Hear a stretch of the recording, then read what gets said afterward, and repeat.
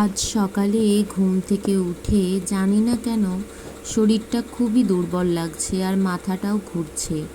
আমার তো একটু লো প্রেশারের টেন্ডেন্সি আছে, তাই ভাবলাম যে প্রেশারটা হয়তো লো হয়েছে, ওই জন্যই এত মাথাটা ঘুরছে। তাই জন্য আর সাত পাঁচ কিছু না ভেবে এক গ্লাস নুন চিনির জল করে খেলাম, আর ওদিকে বরকে বানিয়ে দিলাম চা, কারণ ওর তো চা না খেলে ঠিক হবে না। তাই দুজনে বসে বসে আমি নুন চিনির জল আর ও চা খেলো।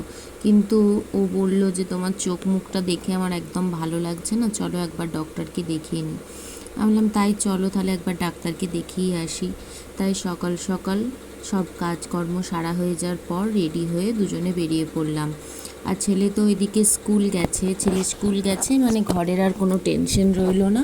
ও আসবে সেই 11:30টার সময়, ততক্ষণকে আমরা ডাক্তার দেখিয়ে চলে আসবো। আর আমার শরীরটা এতটাই বেশি উইক লাগছে যে কোনো কিছুই আমার ভালো লাগছে না, কথা বলতেও ইচ্ছা করছে না, আর সঙ্গে আছে গা বমি একটু ভাব।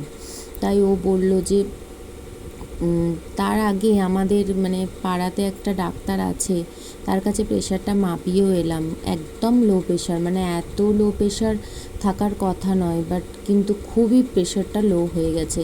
আর আমি বুঝতেও পারছিলাম, কারণ মন্দিরে পুজো করাতে গিয়েছিলাম, ওখান থেকে যখন আসছিলাম আমার মাথাটা এতটাই পরিমাণ ঘুরছিল যে মনে হচ্ছিল মাথাটা ঘুরে আমি এক্ষুনি পড়ে যাব। তাই রেডি হয়ে একদম ঝটাঝট বেরিয়ে পড়লাম। ওদিকে তোমার দাদা গাড়ি বার করে যাচ্ছে আর আমি চাবি টাবি দিয়ে বেরালাম।